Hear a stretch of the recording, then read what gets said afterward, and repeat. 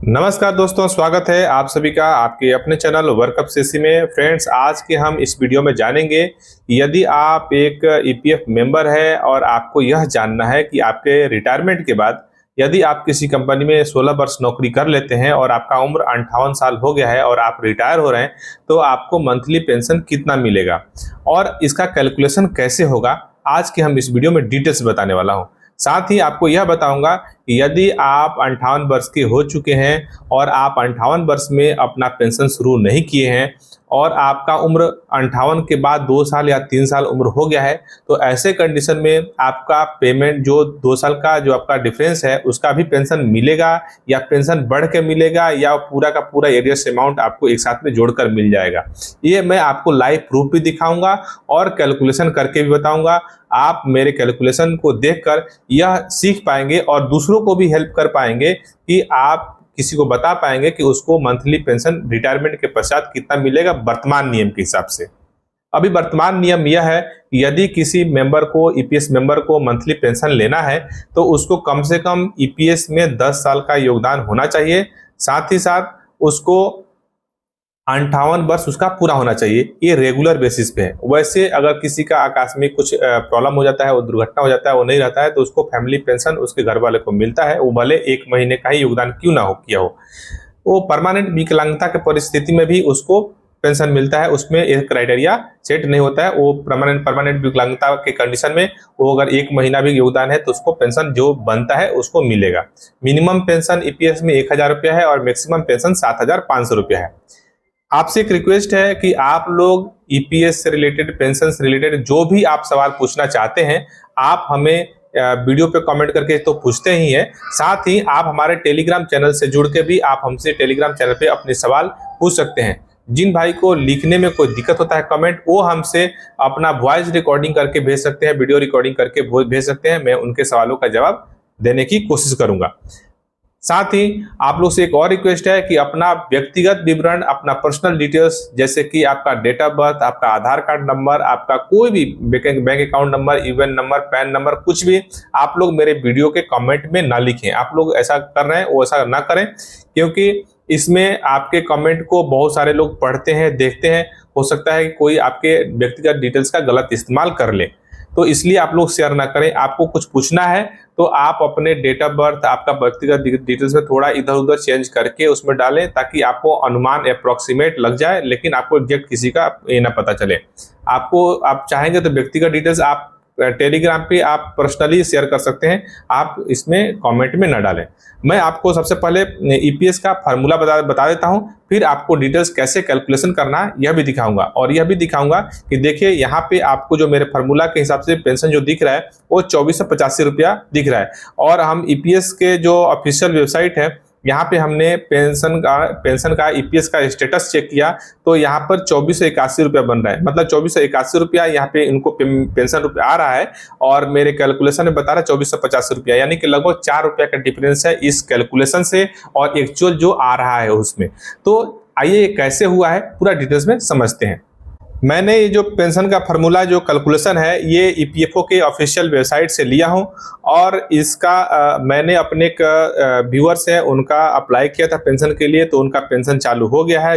उनका देख सकते हैं यहाँ पे उनका पेंशन चालू हो गया और एक 2481 रुपये उनके खाते में क्रेडिट भी हो गया है और वो जो भी बैलेंस अमाउंट था 65,000 रुपया उनके खाते में ये भी क्रेडिट हो गया है। और इसका मैंने चेक किया था मेरे फार्मूले के हिसाब से, तो कैसे इनको इतना रुपया आया वो फार्मूला मैं आपको सिखा दूंगा आज, ताकि आप अपना भी इस तरह से आप चेक कर पाएंगे। सबसे पहले पेंशन का जो फार्मूला होता है वो फार्मूला है पेंशनेबल सर्विस मल्टीप्लाई यानी कि गुना पेंशनेबल सैलरी भागा 70 गुना 365, ये फार्मूला है। अब इस फार्मूला में आपका डाटा कैसे सेट करें कि आपका सही से रिजल्ट आ जाए, तो उसको सबसे पहले हम देख लेते हैं। पेंशनेबल सर्विस कैसे निकालेंगे। पेंशनेबल सर्विस का फार्मूला आप सभी को पता ही है कि आपका जब डेट ऑफ एग्जिट है ना, जिस दिन आप नौकरी छोड़ते हैं उसमें से आपने किस दिन ज्वाइनिंग किया वो माइनस कर देंगे, तो आपका कितना दिन आपने नौकरी किया वो निकल जाता है। ठीक है, तो मैं इस एक्सेल सीट को इस वीडियो के डिस्क्रिप्शन में भी डाल दूंगा, आप चाहें तो वहां से डाउनलोड करके आप भी इसमें चेक करके अपना देख सकते हैं।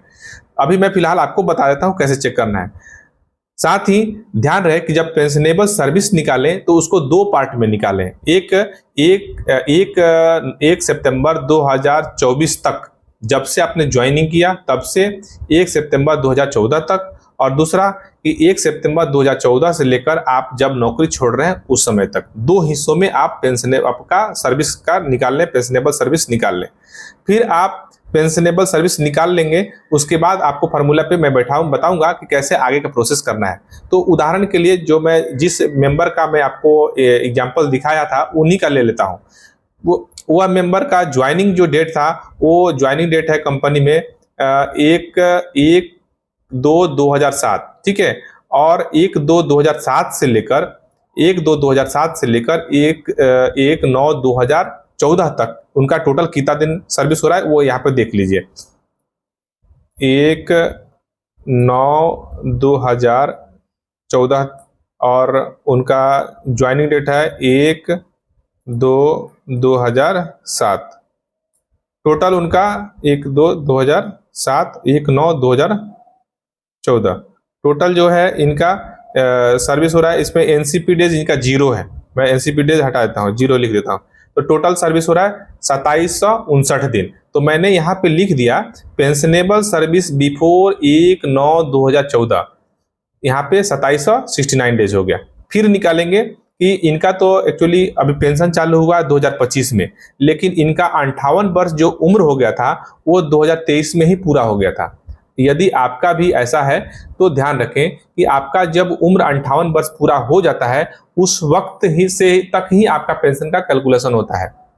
भले आप 60 साल की उम्र में या 61 साल की उम्र में पेंशन चालू कराएं, लेकिन आपका जो पेंशन का कैलकुलेशन होगा आपका जिस वक्त आपका 58 वर्ष पूरा हो रहा है उसी वक्त तक ही कैलकुलेशन होगा। दूसरा कंडीशन, यदि आपका 58 वर्ष पूरा हो गया और आपने पेंशन को डेफर्ड ऑप्शन सिलेक्ट कर लिया, मतलब आप फॉर्म 10D भर रहे हैं और वहां पर जाकर डेफर्ड ऑप्शन सिलेक्ट कर लें 2 साल 3 साल के लिए, तब ऐसे कंडीशन में आपको 4% या 6% पीएफ के फॉर्मूला के हिसाब से आपको प्रति वर्ष जितने साल के लिए आपने डेफर्ड किया है उतना प्रतिशत आपको ज्यादा पेंशन मिलेगा। मतलब 1 साल के लिए 4%, तो 2 साल के लिए अगर आपने डेफर्ड किया होगा तो आपको 8% ज्यादा पेंशन मिलेगा।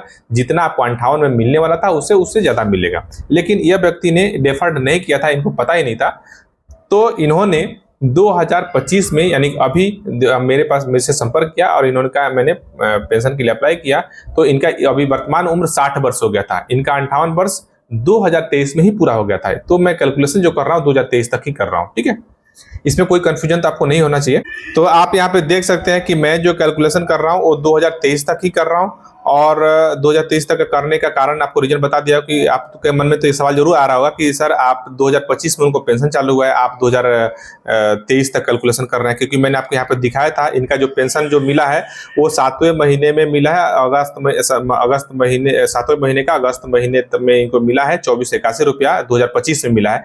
और मैं जो कैलकुलेशन यहाँ पे कर रहा हूँ वो 2023 तक कर रहा हूँ। 2023 तक इसलिए कर रहा हूँ क्योंकि इनका 58 वर्ष जो उम्र था वो 2023 में ही पूरा हो गया था। इसके बाद इन्होंने फॉर्म 10D भर के डेफर्ड ऑप्शन सेलेक्ट नहीं किया था, इसलिए इनको प्रति वर्ष 4% के हिसाब से 2 साल का इनको एक्स्ट्रा पेंशन नहीं मिलेगा, ठीक है।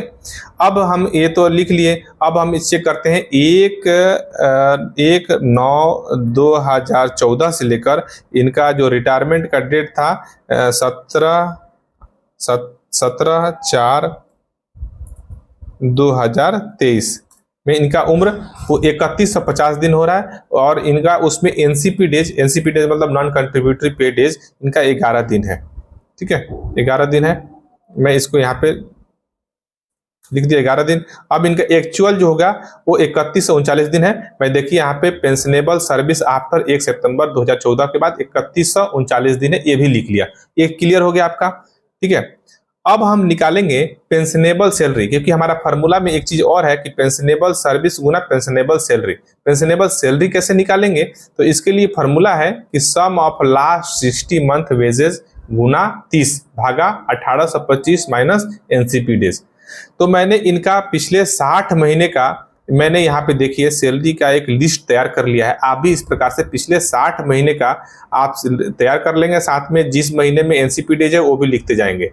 तो इस प्रकार से देख सकते हैं पूरा मैंने जब 60 महीने के निकाला हूं तो किसी महीने में 1463 बन रहा है, किसी महीने में 15,000 बन रहा है, किसी महीने 1274 बन रहा है, किसी महीने में 15,654 बन रहा है। लेकिन 1 सितंबर 2014 के बाद का जो नियम था कि अधिकतम पेंशनेबल सैलरी 15,000 ही काउंट होगा, तो यहाँ पे 15,600 बना है, लेकिन मैंने फिर यहाँ पे 15,000 लिया है। ठीक है, तो इस प्रकार जब मैं टोटल जोड़ लगाया तो बन रहा है 8,76,546। इसी अमाउंट को मैंने यहाँ पे ले लिया है 8,76,546। इसको गुना कर दिया फॉर्मूला के हिसाब से 30 और भागा लगा दिया 1825 माइनस 11 से। तो इनका जो पिछले 60 महीने का एवरेज जो पेंशन वेजेज बन रहा है वो 14,496 रुपये बन रहा है। अब आपने 3 डेटा ले लिया, यहाँ पे 14,496 रुपया और ये 2 आपका पेंशनेबल सर्विस हो गया। दोनों का सम करेंगे तो कितना हो रहा है 5,908 दिन हो रहा है टोटल। ठीक है, अब इसको हम फार्मूला पे लेके आते हैं। फार्मूला हमारा कहता है कि पेंशनेबल सर्विस गुना पेंशनेबल सैलरी भागा 70 गुना 365। तो यहाँ पे हमने क्या कर दिया कि 2759 गुना 6500 किया। 6500 क्यों किया है? 65 से हमने 6500 से इसलिए मल्टीप्लाई कर रहे हैं क्योंकि आपको पता है कि 1 सितंबर 2014 से पहले अधिकतम पेंशनेबल सैलरी 6500 रुपया ही था और 1 सितंबर 2014 के बाद 6500 को बढ़ाकर 15,000 कर दिया गया था। तो जो ये सर्विस 1 सितंबर 2014 तक का जो सर्विस है उस सर्विस को हम 65 से गुना कर दिए यहाँ पे, और उसके बाद जो 1 सितंबर 2014 के बाद और से लेकर वर्तमान समय तक का जो सर्विस है 3139 दिन, उसको हमने जो पेंशनेबल सैलरी निकाला था यहाँ पे 14,496, उसको हमने उससे मल्टीप्लाई कर दिया। ठीक है, और दोनों को मल्टीप्लाई करके और जोड़ लगा दिए, और जोड़ लगाने के बाद यहाँ पे हमने क्या किया कि 70 गुना 365 से भाग लगा। यहाँ पे देख सकते हैं मैंने फॉर्मूला यहाँ पे लिखा है, इसको कर दिया है। तो अमाउंट जो मेरा दिख रहा है वो 2485 रुपया इस फार्मूले से आ रहा है।